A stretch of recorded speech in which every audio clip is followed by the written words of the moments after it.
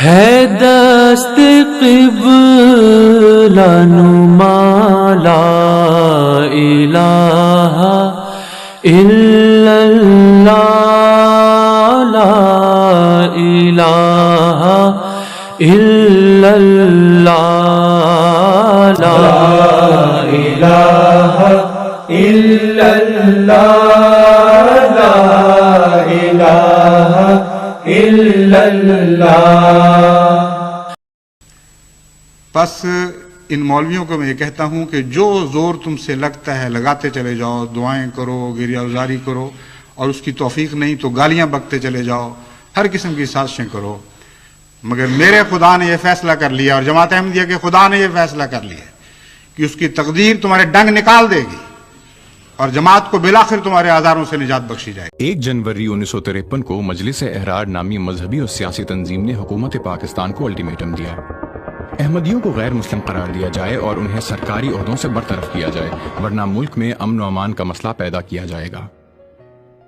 وزیر اعظم خواجہ ناظم الدین نے اسے سرے سے مسترد کر دیا۔ نتیجتاً اگلا پورا ہفتہ فسادات ہوئے، جس کے بعد پاکستان کی تاریخ کا پہلا مارشل لا لگا۔ ان مطالبات کے مسترد ہونے پر 28 فروری کو احرار نے ایک پرامن احتجاج کیا۔ پولیس نے درجنوں مظاہرین کو گرفتار کر کے احتجاج ختم کروا دیا۔ 1 مارچ کو مولانا اختر علی خان نے اپنے اردو اخبار میں احمدی مخالف تحریک میں اپنے کردار پر معافی مانگی۔ نتیجتاً ایک احتجاج ان کے گھر کے باہر شروع ہوا، جس نے پہلی دفعہ پرتشدد رخ اختیار کیا۔ دلی گیٹ، لاہور ہائی کورٹ، مال روڈ اور چیرنگ کراس سے پولیس نے مظاہرین کو گرفتار کیا۔ 2 مارچ کو مسجد وزیر خان سے 10,000 افراد کا ایک مظاہرہ شروع ہوا۔ ہجوم نے پولیس پر بلوں، بوتلوں اور ڈنڈوں سے حملہ کیا۔ بدلے میں پولیس نے لاٹھی چارج کیا۔ پھر پولیس نے آرمی سے مدد کی درخواست کی۔ لاہور میں دفعہ 144 نافذ کر دی گئی، جس کے تحت 5 یا 5 سے زیادہ لوگوں کے اکٹھے ہونے پر پابندی لگا دی گئی۔ 3 مارچ کو فوج نے علاقوں کا دورہ شروع کر دیا۔ دفعہ 144 کی خلاف ورزی پر مظاہرین کو گرفتار کیا گیا۔ ایک پرتشدد ہجوم نے پولیس کو زخمی کیا۔ بدلے میں پولیس نے پہلی دفعہ فائر کھول دیا، جس کی وجہ سے حالات مزید خراب ہو گئے۔ 4 مارچ کو احمدیوں کے خلاف تشدد کو ہوا دینے کے الزام پر مسلم لیگ کے سیکرٹری جنرل عبدالستار خان نیازی کے خلاف گرفتاری کا وارنٹ جاری ہوا، لیکن اس نے مسجد وزیر خان میں مظاہرین کے ہجوم میں پناہ لے لی۔ لاہور کے باہر سے بھی مظاہرین کے آنے کا سلسلہ شروع ہو گیا۔ پولیس نے ان پر لاٹھی چارج کیا اور گیس شیل پھینکے۔ 100 سے زائد افراد گرفتار ہوئے۔ صورتحال مزید خراب ہوتی گئی، یہاں تک کہ احرار نے پولیس پر قرآن کو شہید کرنے اور گستاخی کا الزام لگا دیا۔ سیالکوٹ میں آرمی کے ہاتھوں سینکڑوں مظاہرین کے قتل کی افواہ بھی پھیلائی گئی۔ اس اشتعال انگیز صورتحال میں ڈی ایس پی فردوس شاہ مسجد وزیر خان میں موجود اغوا ہونے والے 2 افسران کو چھڑانے جا رہے تھے، جب انہیں دلی گیٹ کے سامنے ہجوم نے پتھروں اور چاقوؤں کے وار کر کے قتل کر دیا۔ پولیس نے دفعہ 144 کی خلاف ورزی پر کئی جگہ ہجوم پر فائرنگ کی۔ رات کو کرفیو لگا دیا گیا۔ 5 مارچ کو تشدد اور بدامنی میں اور اضافہ ہوا۔ احراری جتھوں نے لاہور میں احمدیوں پر حملے شروع کیے۔ سب سے پہلے ایک استاد منظور احمد کو قتل کیا جاتا ہے، احمدی کاروبار کو لوٹا جاتا ہے، سرکاری گاڑیوں اور دفاتر کو آگ لگا دی جاتی ہے، اور لاہور کے مختلف کالجوں کے طلباء بھی ان مظاہروں میں شامل ہو جاتے ہیں۔ 6 مارچ کو یہ لوٹ مار پنجاب کے کئی شہروں میں پھیل گئی۔ لاہور میں محمد شفیع برم والا، جمیل احمد اور مرزا کریم نامی 3 احمدی قتل ہوئے۔ درجنوں احمدی گھر اور دکانیں جلا دی گئیں۔ تمام سرکاری دفاتر بند کر دیے گئے۔ ورکرز نے لاہور سے مغل پورہ تک ریلوے لائن بند کر دی۔ راولپنڈی میں احمدیوں کی ایک عبادت گاہ اور پریس آفس جلا دیا گیا۔ 6 مارچ کو 1 بجے پاکستان کی تاریخ کا پہلا مارشل لا نافذ کر دیا گیا۔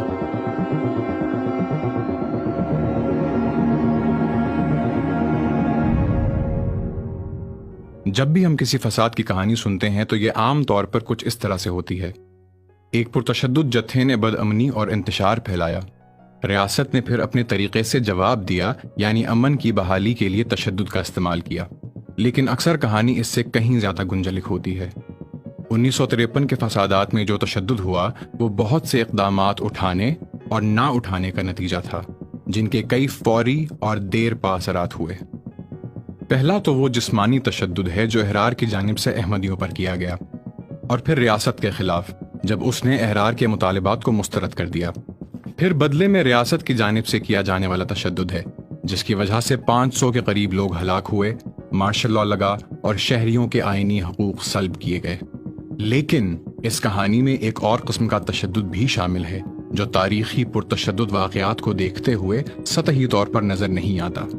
ایسا تشدد جو کہ جان و مال کی تباہی تک محدود نہیں، اور یہ ہے تصوراتی تشدد، جس نے پاکستان میں احمدیوں کے وجود کی ہی نفی کی ہے، اور یہ سوچ آج تک بڑھتی جا رہی ہے۔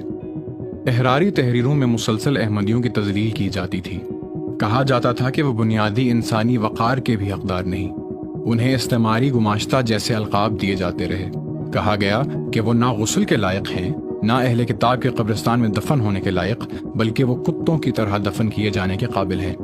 احراری ہمیشہ احمدیوں کو غدار کے طور پر پیش کرتے تھے، پہلے یہودی لابی کے حصے کے طور پر مسلمانوں کے غدار، اور پھر 1971 میں پاکستان کو توڑوانے میں ملوث۔ 1993 میں یوسف لدھیانوی نے یہاں تک لکھا کہ احمدیوں کی خدمات یا کامیابیوں کا اعتراف بھی آپ کو غدار بنا دیتا ہے۔ یہ سوچ لوگوں کی انسانیت کو پرتشدد طریقے سے اپنی مرضی کے مطابق ڈھالنے کا عمل ہے، زبردستی کسی کو علیحدہ کرنے کا عمل، جس میں ان کو صرف ان کے مذہب کی بنیاد پر شناخت کرتے ہوئے کسی بھی دوسرے انسانی کردار کے امکان کو مسترد کر دیا جاتا ہے۔ یوں آہستہ آہستہ احرار نے احمدی لفظ کو قادیانی میں تبدیل کر دیا، جو کہ ایک گالی کی طرح بن چکا ہے۔ جیسے اسرائیلی سامراج کی نظر میں فلسطینی عربی کتے اور روانڈا کے ہوتو کے لیے توتسی کاکروچ، اسی طرح پاکستان کے احمدیوں کو انسانوں سے بدتر بنا دیا گیا، جو کہ ہیں ہی واجب القتل، جن کو صفحہ ہستی سے ہی مٹا دینا چاہیے۔ 1953 میں احرار کے مطالبات کو رد کیا جانا بظاہر تو ریاست کی جانب سے اپنے احمدی شہریوں کی حفاظت کے لیے ایک قدم تھا، لیکن اصل میں ریاست نے احرار کے احمدی مخالف بیانیے کے آگے کسی بھی متبادل بیانیے کو تشکیل نہیں دیا، جس کی وجہ سے احمدی مزید تشدد اور نفرت کا شکار ہوتے چلے گئے۔ ریاست نے نہ صرف احمدیوں پر تھوپے جانے والے اس تصوراتی تشدد پر کوئی جواب نہیں دیا، بلکہ کچھ سال بعد احرار کے یہ مطالبات بھی مان لیے گئے۔ آپ دیکھ لیں کہ احمدیوں کا مسئلہ اسی دور میں 90 سال کا مسئلہ، اسی دور میں اس کا فیصلہ، آخری فیصلہ جو قومی اسمبلی نے کیا ہے، جو 90 سال سے چل رہا تھا، وہ اسی وقت میں ہوا۔ اگرچہ قادیانی اور احمدیوں کو موجودہ حکومت کے برسر اقتدار آنے سے پہلے ہی غیر مسلم اقلیت قرار دیا جا چکا تھا، لیکن اس فیصلے کو عملی شکل دینے کے لیے کوئی قانون نہیں بنایا گیا۔ دوسرے کئی کاموں کی طرح اس قانون کی تیاری اور نفاذ کی سعادت بھی اللہ تعالیٰ کے فضل و کرم سے موجودہ حکومت کے حصے میں آئی ہے، اور اس قانون کے اندرون ملک اور بیرون ملک بڑے اچھے اثرات مرتب ہوئے، اور ایک فتنہ جو ایک عرصہ سے ہماری صفوں میں بویا گیا تھا، اس کا قلع کما ہو چکا ہے۔ جب ریاست نے احرار کے خلاف اپنی طاقت استعمال کی، اس کی وجہ صرف یہ بتانا تھا کہ تشدد پر صرف ریاست کا حق ہے۔ ماضی کے یہ واقعات ثابت کرتے ہیں کہ اتنی زیادہ خون ریزی کا آغاز ہتھیاروں سے نہیں بلکہ الفاظ سے ہوتا ہے۔ جب ریاست جسمانی تشدد کی مخالفت کرے لیکن تصوراتی تشدد کو جائز قرار دے تو یہ شہریوں میں خوف اور غصہ پیدا کرتا ہے۔ جب ریاستی ادارے ناراض شہریوں کو طاقت سے جواب دیں تو شہری کے بارے میں ریاست کا نظریہ واضح ہوتا ہے۔ جب ہم انسانوں سے ان کی سوچ اور اصولوں کے مطابق تعلق قائم کرنے سے انکار کرتے ہیں تو اس کے ہماری اجتماعی انسانیت پر کیا اثرات ہوتے ہیں؟ کیا ہم سمجھ سکتے ہیں کہ یہ انکار خود ایک قسم کا تشدد ہے؟ آج پاکستانی معاشرے میں شاید احرار کی اتنی موجودگی نہ ہو، لیکن احمدیوں کے بارے میں ان کی سوچ ہر طرف موجود ہے۔ ان کا یہ انسانیت مخالف بیانیہ اب دوسرے فرقوں تک بھی پھیل گیا ہے۔ پاکستانی ریاست ہر وقت غیر ریاستی تشدد کو ڈنڈے اور اسلحے سے کچلنے میں تیار کھڑی نظر آتی ہے، لیکن اس نفرت اور بدامنی کے بیج بونے میں یہ خود بھی ملوث ہے۔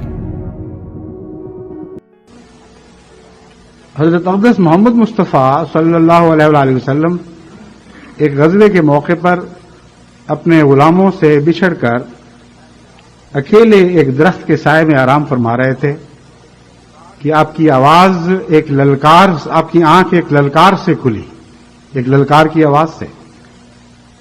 ایک دشمن مسلمانوں سے نظر بچا کر آپ تک پہنچا اور آپ ہی کی تلوار اٹھا کر اس نے آپ کے سر پر سونتی اور کہا کہ اے محمد، بتا اب تجھے میرے ہاتھوں سے اور میری اس تلوار سے کون بچا سکتا ہے؟ حضرت اقدس محمد مصطفیٰ صلی اللہ علیہ وآلہ وسلم اسی طرح اطمینان سے لیٹے رہے اور فرمایا میرا خدا. کتنی عظیم بات ہے. تمام دنیا میں قیامت تک مومنوں پر آنے والے ابتلاؤں کا ایک ہی جواب ہے جو حضرت محمد مصطفیٰ صلی اللہ علیہ وسلم نے اس وقت اس ظالم کو دیا، اور ہمیشہ ہر مومن ہر ظالم کو یہی جواب دیتا رہے گا. اور اگر یہ جواب نہیں دے گا تو اس کے بچنے کی کوئی ضمانت دنیا میں نہیں ہے.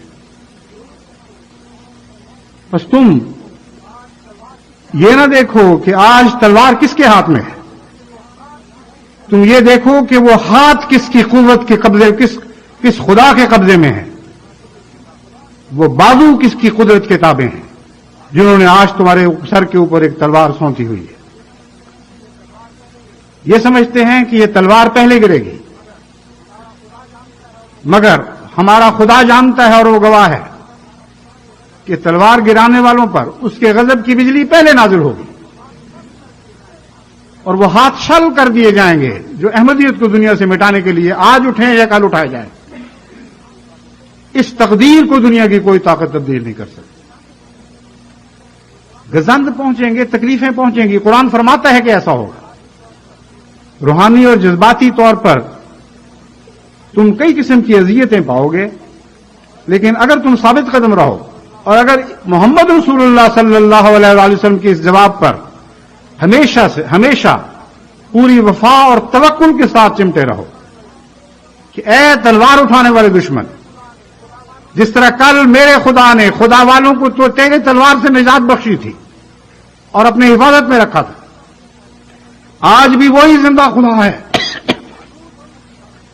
اسی کی جبروت کی قسم کھا کر ہم کہتے ہیں کہ وہی خدا آج ہمیں تمہارے ظلم و ستم سے بچائے گا.